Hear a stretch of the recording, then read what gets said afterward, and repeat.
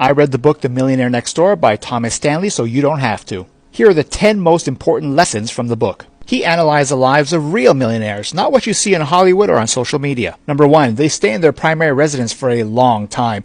Millionaires don't actually view their homes as investments. This allows them to minimize their shelter costs and to invest more of their income. The rich buy a home after they get rich. The poor and middle class, they buy a home hoping to get rich. The value of the home of the top 1% of society only makes up 12% of their total assets. Many mistakenly say, well, the rich have so much money that if you buy a home, it only takes up a small fraction. That's false.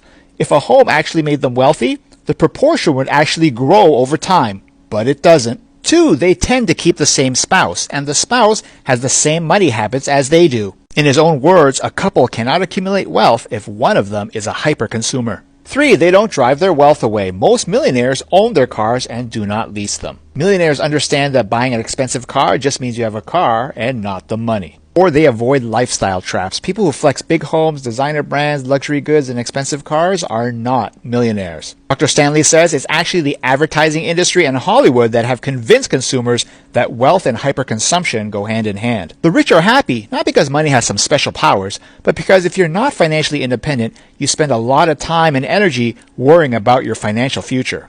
Millionaires budget and they pay themselves first. How do you invest 10% of your income if you make only $50,000 a year? Simple. Live like someone who makes $45,000 a year.